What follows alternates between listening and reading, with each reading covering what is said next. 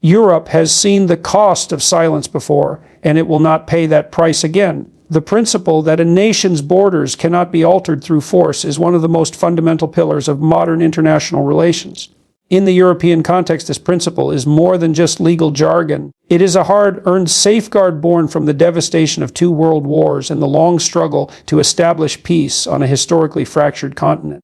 The assertion that Ukraine's borders are not negotiable is therefore both a legal obligation and a moral imperative. Ukraine's internationally recognized boundaries, defined in accordance with international agreements and recognized by the United Nations, form the bedrock of its sovereignty. They are not lines that can be shifted at the whim of military might or political ambition. This principle protects not just Ukraine, but every European nation, because if the borders of one country can be erased by force, the borders of all countries are potentially at risk. European leaders' insistence on this point is also a direct defense of the rules-based international order. Since the end of the Second World War, international treaties, including the UN Charter and the Helsinki Final Act, have enshrined the idea that territorial integrity is inviolable except by mutual consent. Breaching this rule does more than harm the victim state. It undermines the credibility of the entire framework that keeps international peace. The message is clear: Europe will not return to the dark chapters of its past when shifting borders and spheres of influence led to endless conflict.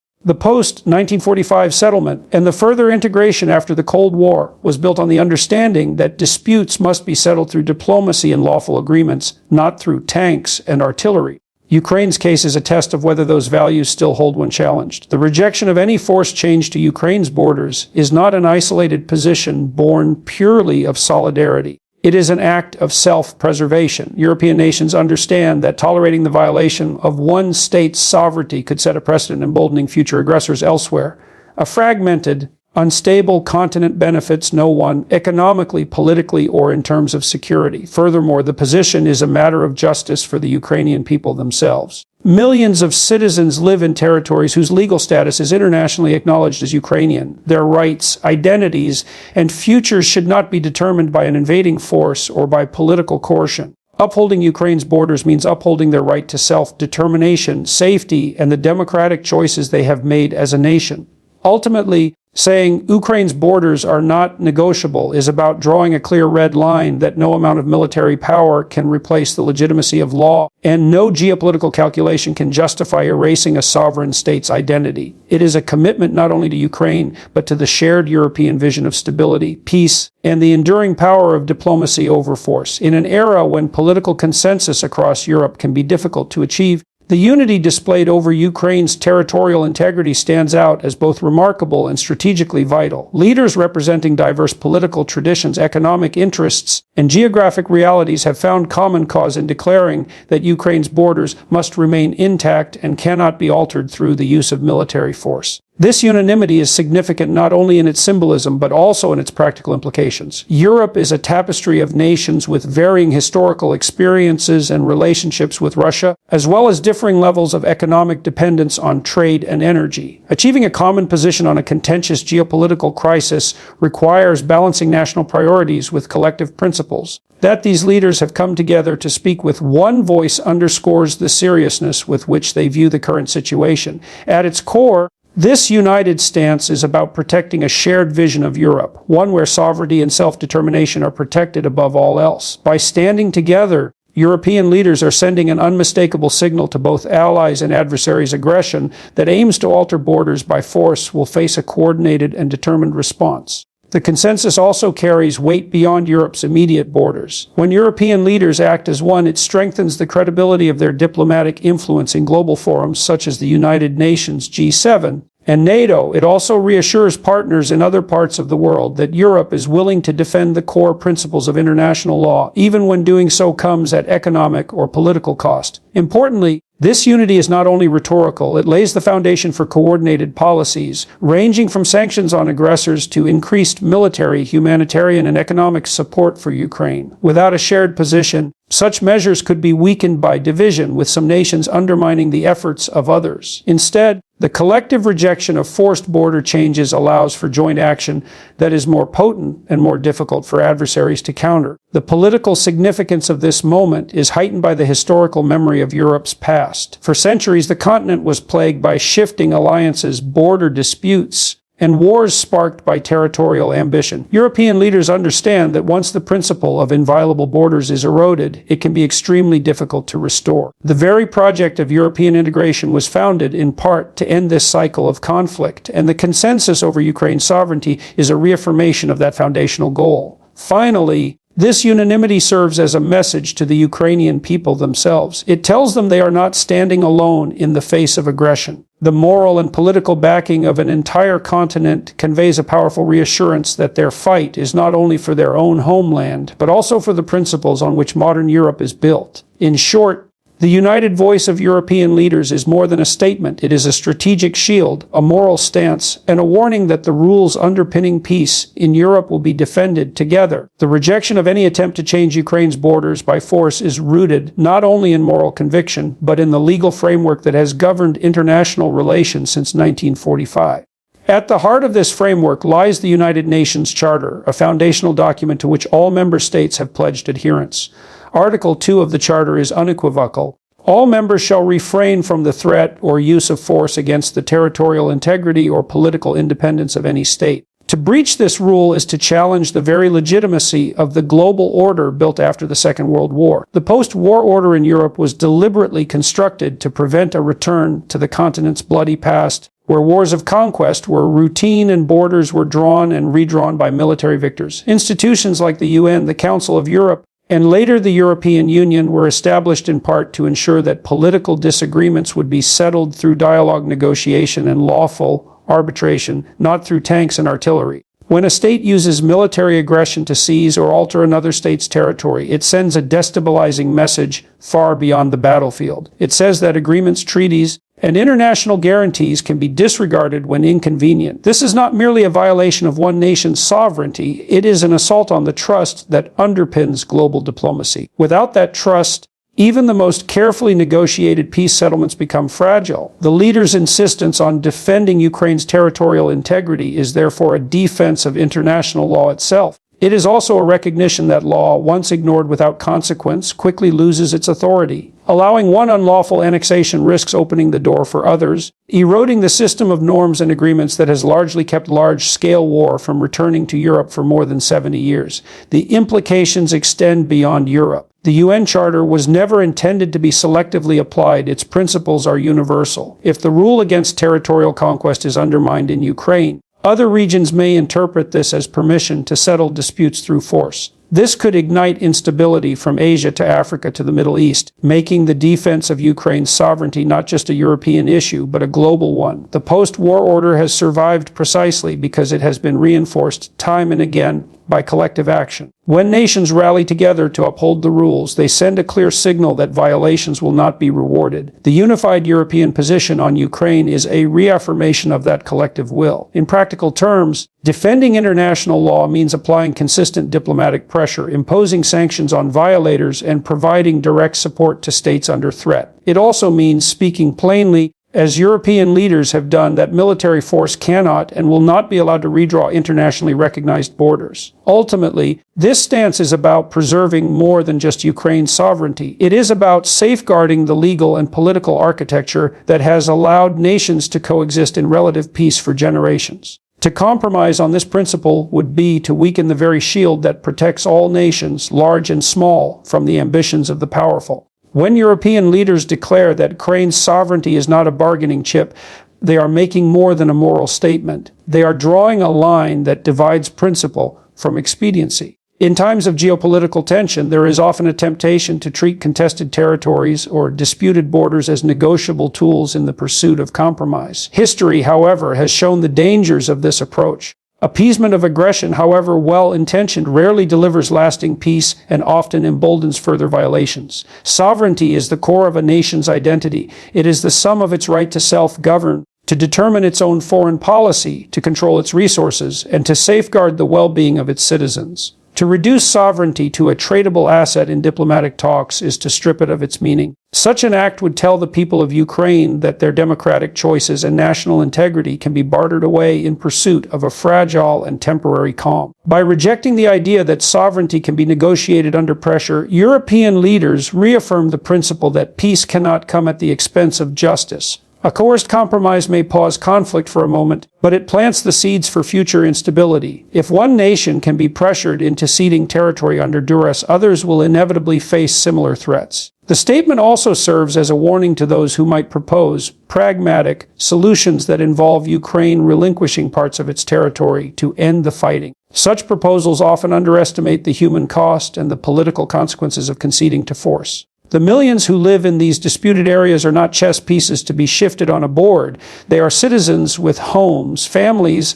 and aspirations tied to the country they call their own. This principle is anchored in both law and precedent. The international community has long upheld that sovereignty, once established and recognized, cannot be altered by the threat or use of force. Accepting a forced settlement would not only betray Ukraine, but also erode the credibility of every guarantee and treaty signed in the post-war era. By holding firm to the stance that Ukraine's sovereignty is off limits in negotiations, European leaders are also sending a message to aggressors everywhere: the rewards of military coercion will never be legitimized. This position increases the cost of such actions and reinforces deterrence, making future violations less likely. At its heart, the declaration that Ukraine's sovereignty is not a bargaining chip is about dignity. It asserts that nations, like people, have a right to exist without fear of having their future decided in rooms where they are not present by powers seeking their own advantage. It is a rejection of cynical geopolitics in favor of a principled defense of self-determination. In standing by this principle, Europe is not only defending Ukraine, it is defending the very idea that the rights of nations are not commodities to be traded, but foundations upon which peace and stability are built.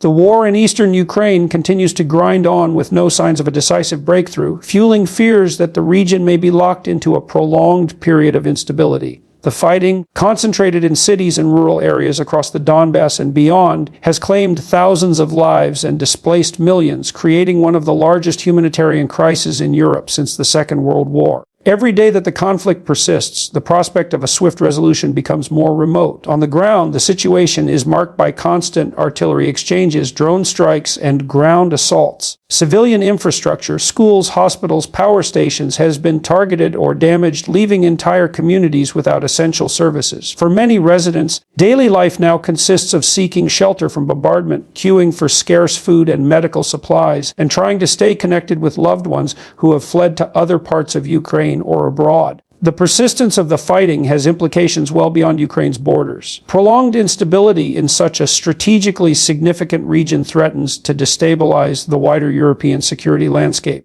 It increases the risk of spillover effects, whether through cyber attacks, disinformation campaigns, or economic disruption caused by energy shortages and supply chain interruptions. Countries neighboring Ukraine are already feeling the strain, having absorbed millions of refugees and shouldered the economic consequences of the war. From a diplomatic perspective, the drawn-out nature of the conflict makes negotiations more difficult. Entrenched positions on both sides, combined with the destruction and loss of life, harden public sentiment and reduce political space for compromise. The longer the war continues, the more likely it is that mutual trust, already in short supply, will be entirely eroded, making any future peace talks even more complex. This drawn-out warfare also raises concerns about a frozen conflict scenario in which the front lines stabilize but no formal peace is reached. Such situations, seen in other parts of the post-Soviet space, leave territories in legal limbo, foster lawlessness, and create enduring flashpoints for renewed violence. For Ukraine, this would mean living indefinitely with a bleeding wound in its territorial integrity. For Europe, it would mean a constant source of instability at its doorstep. Humanitarian agencies warn that if fighting continues at its current intensity, the human cost will grow exponentially. Children are already missing years of education, medical systems are overwhelmed, and the trauma inflicted on communities is shaping a generation. This is not just a short-term crisis, it is a long-term tragedy that will take decades to repair. The continued hostilities in eastern Ukraine are therefore not simply a military problem. They are a multidimensional threat to regional stability, humanitarian security, and the international order. It is this understanding that drives European leaders to insist that the fighting must stop and that Ukraine's borders cannot be altered by force. Without an end to the violence, the instability it breeds will not remain confined to Ukraine. It will ripple across the continent and perhaps beyond. Declarations of principle mean little without tangible measures to back them. In the case of Ukraine, European leaders have paired their rhetorical commitment to defending its sovereignty with a concrete and expanding set of actions, sanctions against the aggressor, and military, humanitarian, and economic aid to Kiev. These measures are designed not only to support Ukraine's immediate defense, but also to strengthen its resilience for the long term. Sanctions form the backbone of the economic pressure campaign. Over multiple rounds, Europe has targeted individuals, companies, and entire sectors deemed complicit in the war. These include asset freezes, travel bans, restrictions on access to financial markets, and bans on exporting key technologies. The aim is clear: to raise the cost of aggression to unsustainable levels while limiting the aggressor's ability to replenish military stockpiles and finance the war effort. Beyond economic penalties, military aid has been a lifeline for Ukraine's armed forces. European nations have provided a steady flow of defensive weaponry, ammunition, air defense systems, and training for Ukrainian troops. The focus is not merely on immediate battlefield needs, but also on modernizing Ukraine's military to NATO-compatible standards. This ensures that Ukraine can defend itself effectively, both now and in any future confrontations. Humanitarian support has been equally critical. With millions displaced internally and abroad, the need for shelter, food, medical care, and psychological support is immense. European governments, working alongside NGOs and international agencies, have committed significant funding and resources to address these needs. Refugee reception programs, schooling for displaced children, and mental health services have been prioritized to help Ukrainian citizens maintain dignity and stability amid upheaval. Economic aid, too, plays a central role. War has devastated Ukraine's infrastructure and economy, with factories destroyed, farmland mined, and trade routes disrupted. European leaders have pledged financial packages to keep essential services running, pay public sector salaries, and begin the early stages of reconstruction. These funds are seen as an investment not only in Ukraine's recovery, but in the stability of the broader region. The combination of these measures, economic sanctions, military support, humanitarian aid, and financial assistance, reflects a comprehensive strategy. It recognizes that defending Ukraine is not just about halting the advance of enemy forces. It is also about ensuring that the country remains viable, functioning, and sovereign in the aftermath. Critically, European leaders have emphasized that this support will be sustained for as long as it takes. This phrase signals that they are prepared for a protracted effort and will not allow fatigue or shifting political winds to erode the pressure. The underlying message is that aggression will not be rewarded with either territorial gains or the gradual fading of international attention. In turning words into action, Europe is sending an unmistakable message. Defending Ukraine is not charity, it is an investment in the principles of sovereignty, peace, and the rules-based order that protects all nations from the lawlessness of might over right. European leaders warning that allowing a single act of territorial aggression to go unchallenged could threaten the stability of the entire continent is not an abstract fear. It is a lesson etched deeply into Europe's history. The 20th century offers sobering examples of how unchecked expansionist ambitions can spiral into continent-wide and even global conflict. It is this historical memory that informs today's insistence on stopping aggression in Ukraine before it undermines the security of all European states. Aggression that is rewarded, whether through territorial gains, political concessions, or a lack of consequence, acts as an incentive to others who might be considering similar actions. It communicates that the rules enshrined in the UN Charter and the Helsinki Final Act are negotiable, that the use of military force can still yield tangible political rewards. Once that precedent is set, it is no longer limited to the region where it began. It can be replicated anywhere there is a perceived opportunity and a power imbalance. Europe's own geography makes this risk particularly acute. Many of its nations share borders with countries whose relationships are shaped by unresolved disputes, ethnic tensions, or historical grievances. If Ukraine's sovereignty can be violated without a decisive collective response, other borderlands may become the next targets of destabilization, whether through direct invasion, hybrid warfare, or political coercion backed by military threats. Beyond military concerns, unchecked aggression erodes trust in diplomatic and economic partnerships. The European Union itself relies on mutual respect for sovereignty and the predictability of borders. Without these, the foundations of trade, travel, and cooperation weaken. Investors may hesitate to commit resources, supply chains may be disrupted, and populations may lose confidence in the stability of their governments. The threat also extends into the realm of security alliances. NATO, for example, is built on the premise of collective defense under Article 5. If aggression is tolerated just outside NATO's borders, adversaries might test whether similar actions could be undertaken within them. The resulting uncertainty could embolden hostile actors while shaking the confidence of member states in the alliance's deterrence capabilities. Moreover, Europe's security is closely tied to its values.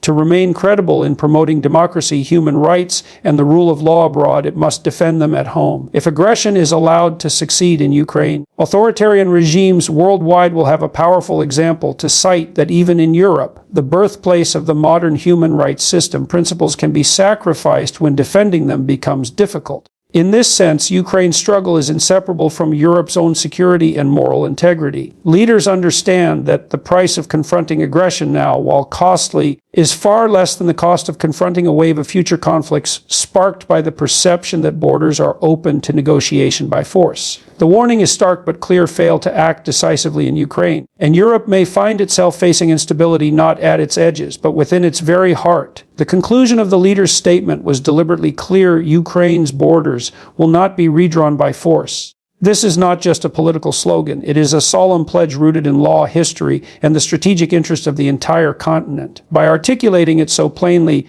European leaders sought to remove any room for misinterpretation or diplomatic ambiguity. The message is directed not only at the aggressor, but at the Ukrainian people, the international community, and future generations who will look back on this moment as a test of Europe's resolve. This commitment means that no military conquest will ever be legitimized through political recognition or quiet acceptance. Even if front lines shift temporarily on the battlefield, those changes will not be codified into law or acknowledged as permanent by the European community. This principle was applied in the past when illegal occupations and annexations were refused recognition for decades, and it will be applied again in Ukraine's case. The statement also implies a long-term perspective. Leaders acknowledge that wars are not only fought with weapons, they are also fought through diplomacy, sanctions, and the steady application of political pressure. The refusal to accept a force-imposed change of borders means that any settlement to the conflict must respect Ukraine's sovereignty as defined by its internationally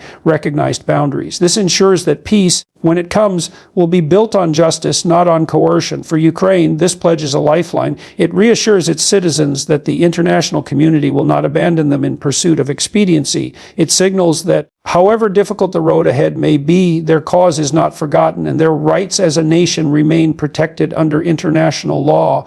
For soldiers on the front lines and civilians enduring bombardment, such a promise carries more than symbolic weight. It affirms that their sacrifices are not in vain. For Europe, the commitment is also a safeguard. If this principle were abandoned, it would send a dangerous message that military aggression can reshape the continent's borders. That would invite further instability and possibly ignite new conflicts in regions where tensions already simmer. By holding the line in Ukraine, Europe is also defending the stability of its own political geography. The phrase "will not be redrawn by force" is intentionally absolute. It does not leave room for partial exceptions or temporary concessions that could later become permanent. It is a statement of endurance that no matter how long the conflict lasts, the stance will remain unchanged. This determination is essential to sustaining pressure on the aggressor and maintaining the unity of the European position. In essence, this closing commitment is the spine of the entire policy. All other measures, sanctions, aid, diplomatic pressure,